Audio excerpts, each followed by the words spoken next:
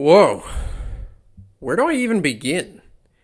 I normally like to keep my reviews somewhere between 3 to 5 minutes, but I don't know if that'll be enough because I just watched a huge movie. I guess I'll just start with how we got here. When the first Avatar came out, I was not super impressed with it.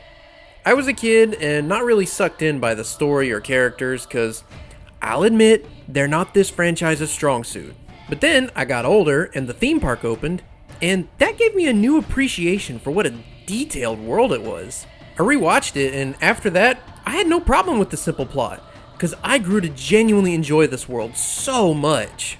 Then, a few years later, I was really impressed with how its sequel, The Way of Water, managed to explore an entirely new side of this world, with Jake and Neytiri taking their new family to a water village, where you can really feel James Cameron's passion for the ocean come alive on screen. Its biggest downfall is that it does mostly repeat the same story beats as the first. Jake came to this new place, learned the ways of the people, then used what he learned to help them fight off the invading humans in a big battle. Then, he and his family do all of that again, but now wet. To its credit though, all of the new characters that are added start up new little mystery boxes and genuinely interesting ideas that are explored for a bit, but save their payoffs for this film, Avatar: Fire and Ash. So, how does this stack up to the previous two? Well, I think it's also really good.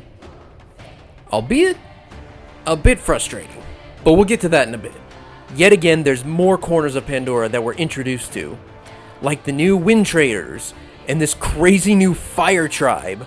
Yeah, I know, even I've joked about how close this is getting to the other, better Avatar.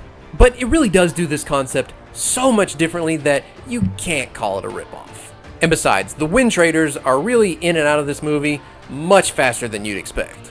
But the Ash people are one of the best additions to this franchise. More on them in a bit. First, I want to talk about just how huge of a movie this is. It was like binge watching an entire season of TV all in one sitting. More specifically, in my mind, it felt like a whole arc of an anime. Maybe Cosmonaut colored my opinion though with this tweet, but I still stand by it for two reasons. One is the structure. The story goes all over the place, both narratively and physically. They're running back and forth all over the place in this. From the reef, to the forest, to the volcano, to the bases, to the places in between. And each scene is very self-contained, yet progressive. Almost like you could recut them into their own individual episodes. But not like in a cheap way like Moana 2.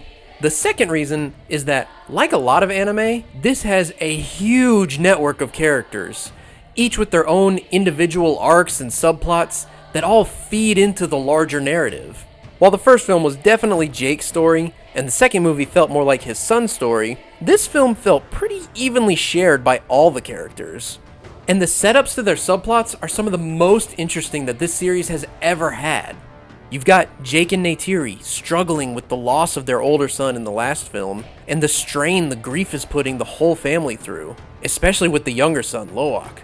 It's impressive how real the conversations they have about it feel, especially when the script is bold enough to take it to places that are uncomfortable, yet they don't feel out of place. You cannot live like this, baby. In hate. Then you've got Kiri, the young girl Na'vi that Sigourney Weaver plays shockingly well. The mystery surrounding her parentage and her connection to Eywa was such an intriguing part of the last film, and continues where it left off here. But one of my favorite concepts from the last film is Quaritch, the Na'vi-hating human from the first film, coming back to life, stuck as a Na'vi. Meanwhile, his son Spider, who's practically been raised by the Sullys, desperately wants to be a Na'vi, but is stuck as a human. Such a genius dynamic that they continue here, and this time they add some crazy twists. Like how Spider's now able to breathe the Pandora air.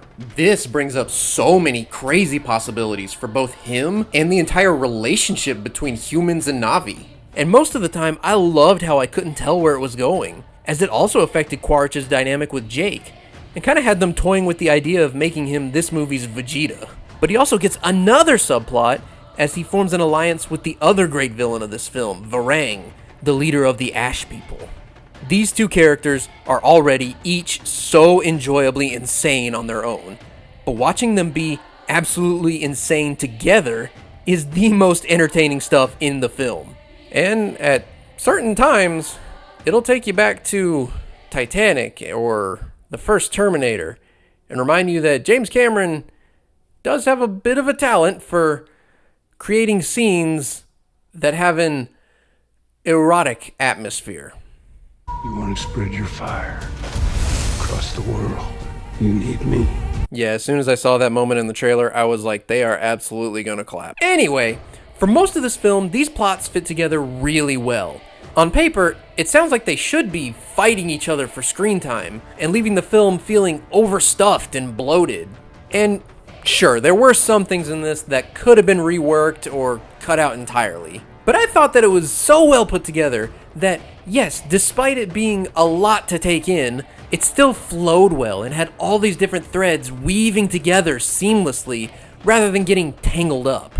And I was happy that it did it differently from the first two films. Every now and then a character finds themselves in a new place or situation and they threaten you with another rehash of becoming one of the people. But the movie thankfully never fully commits to that, so it feels way more settled in as its own unique thing than the first two films. That is, until the third act, which in a 3-hour movie is a third full hour. Yeah, I hate to say it, but I was fully with this movie for 2 hours, and then in the last hour, it kinda lost me. We were doing so well, but sadly, this was the point where it started to really rehash the same stuff that we've seen for 2 other movies now. 'Cause yet again, we have to have a big battle scene where the Na'vi fight off the humans. And even though this movie would have been so much better with any other ending, this may be the biggest, most dragged out battle of all 3 of them. Which sucks, cause it really is just redoing so much. I'm pretty sure I saw the exact same shot of a Banshee flinging a helicopter around like in the first film, like 3 times in this one. And this is the 3rd movie in a row where there's a long scene of the good guys getting shot down while there's a Bulgarian woman in the background going like...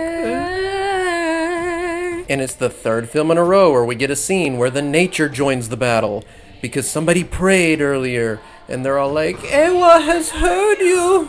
I don't get why we needed to do the exact same finale 3 films in a row. The second film at least made itself kind of unique by also turning it into the 3rd act of Titanic halfway through. But in this one, James Cameron just had to pull out all of the stops and bring in everything across this whole series. I was looking forward to just seeing the Sullys having to deal with Quaritch and his new lover and her fire people. But no, we've also got to team them up with both the RDA from the first film and the Whalers from the second film. So of course we need the help of not just the forest people, but the water people as well. It's just way too much. Apparently there's a chance that even if this does make its money back, which it probably will, this could still be the last Avatar film. So maybe Cameron just wanted to go out with a bang. But I don't know if it was worth it, because it was at the expense of a much more satisfying conclusion. And I mean that for all of the different arcs and subplots. I won't spoil how any of these character stories end, but I will say, I actually found it shocking how obvious and unsurprising each ending turned out to be. If that makes sense. It's such a shame, because 2/3 of this film are genuinely really great. But when you think about it, that's still 2 hours, a full movie's worth, of great movie. I still got 2 full hours of entertaining characters and storytelling that I had a blast with. I've been talking about all this and I haven't even mentioned the breathtaking visual effects because that's just become par for the course for this series. It's the 3rd film in a row that we've gotten such incredible effects that make this imaginative world feel so real. Thanks to the sheer amount of thought and artistry put into all of the hours of hard work, creating these mind-blowing effects for this super detailed visual world building. See, even through all the complaints, I still circle back around to things that I just so appreciate about it. So, I gotta say, Avatar Fire and Ash, more like Avatar Fire and Gas, it just runs out of it by the end.